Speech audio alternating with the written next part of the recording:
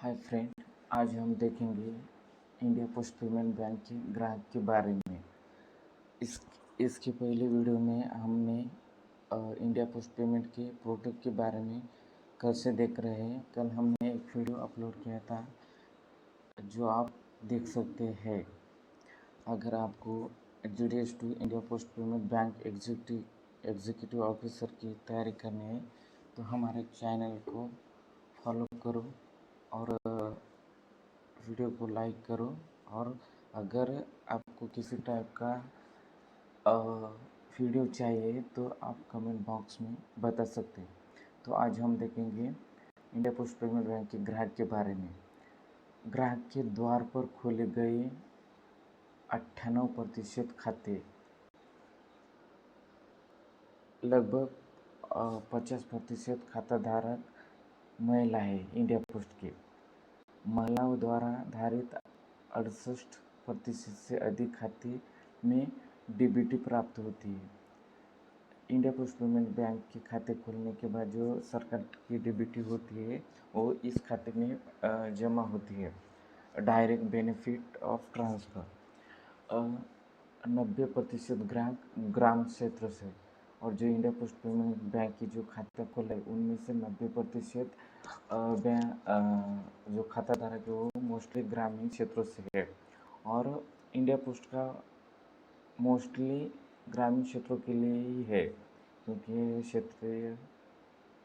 शहरी भागों में तो बहुत सारे बैंक होते हैं, लेकिन ये India Post Payment bank mostly ग्रामीण क्षेत्रों के लिए बना है।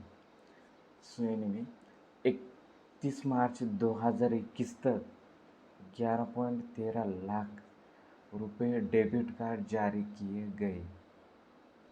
31 मार्च 2021 तक 4.32 लाख डिजिटल लाइफ प्रमाण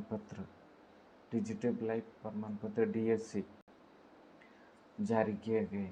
और 31 मार्च 2021 तक PMJJBY प्रधानमंत्री जीवन ज्योति बीमा योजना के जरिए 61,000 से अधिक पॉलिसी बेची गई 31 मार्च 21 तक।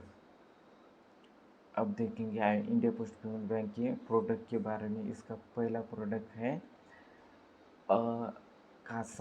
कासा मतलब CASA, करंट अकाउंट और सेविंग अकाउंट। उनमें से नियमित बचत खाता यानी रेगुलर सेविंग अकाउंट। नियमित बचत खाता बैंक के इंडिया पोस्ट पेमेंट बैंक के एक्सेस पॉइंट कौन से हैं? पोस्ट ऑफिस और कस्टमर के द्वार मतलब कौन आएगा द्वार पे? GDS, पोस्टमैन, डाकिया, ये द्वार पे आके सर्विस प्रोवाइड करेंगे। बैंकिंग सेवा के माध्यम से तत्काल और ये खाता तत्काल खोला जाता है। और इसके लिए दस्तावेज़ ज़्यादा कुछ नहीं चाहिए, सिर्फ आधार कार्ड, मोबाइल होना चाहिए और कस्टमर का फिंगरप्रिंट लेते हैं। और इस खाते में मासिक अवशेष शेष राशि के रख रखाव की कोई आवश्यकता नहीं है। मतलब इस खाते में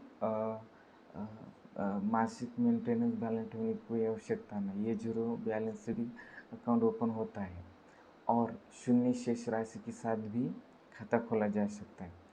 डाकघर बचत खाता POSA, डाकघर बचत खाता जो मिनिमम 500 रुपये से खोला जाता है। पोस्ट ऑफिस सेविंग अकाउंट, ये IPPB से जोड़ना संभव है।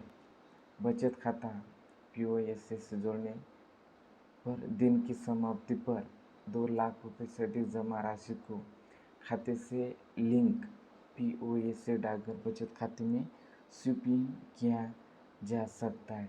अगर आपने पोस्ट ऑफिस सेविंग अकाउंट जो 500 रुपये मिनिमम बैलेंस वाला और पासबुक के साथ मिलता है, वो अकाउंट अगर अपने इंडिया पोस्ट पेमेंट बैंक को लिंक किया तो इंडिया पोस्ट पेमेंट बैंक के अकाउंट में अगर 2 लाख रुपये से ज़्यादा हो जाते हैं तो उस इंडिया पोस्ट पेमेंट बैंक से 2 लाख के ऊपर का balance automatically post office saving account POSB में ट्रांसफ़र हो जाएगा, क्योंकि इंडिया पोस्ट पेमेंट बैंक का 08 4/2021 में पेमेंट बैंक का लिमिटेशन सिर्फ डिपॉजिट का 2 लाख रुपए है।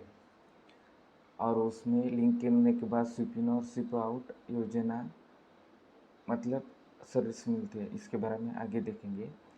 ये माह में 4 बार नगद की निकासी अनुमति है और इस अकाउंट में केवल 4 बार ही विड्रॉल करने की अनुमति है, केवल एक ही खाता खोलने की। और India Post Payment bank customer का आधार से अकाउंट ओपन किया जाता है और वो एक कस्टमर का एक ही बार अकाउंट ओपन होता है। अगर दोबारा करेंगे तो वो कस्टमर को एग्जिट बताएगा।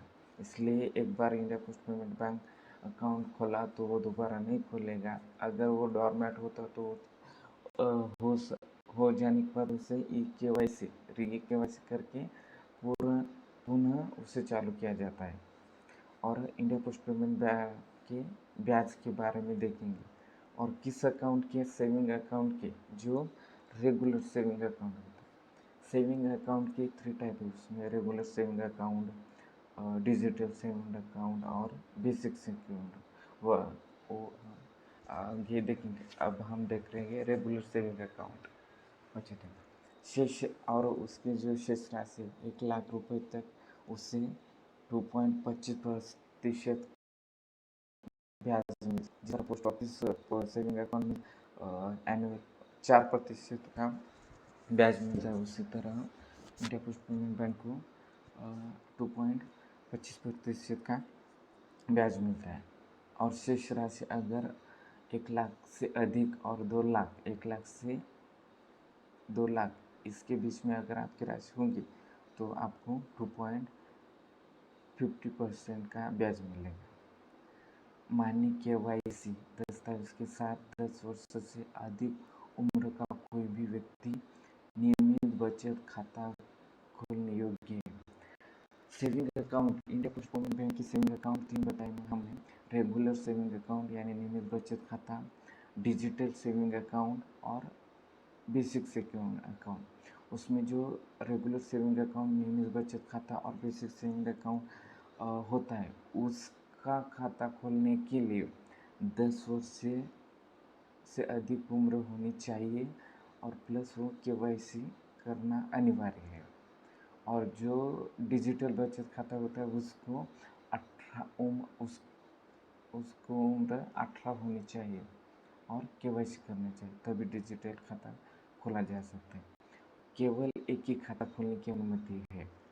संयुक्त रूप से नियमित बचत खाता नहीं खोल सकते हैं क्योंकि खाता केवल एक ही व्यक्ति के नाम पर हो सकता है। जिस तरह पोस्ट ऑफिस सेविंग अकाउंट में संयुक्त खाता खोला जा सकता है, मतलब कि एक अकाउंट, सेविंग अकाउंट 2 व्यक्ति यूज करते हैं, मतलब एक सेविंग अकाउंट 2 व्यक्तियों के नाम पे होती है।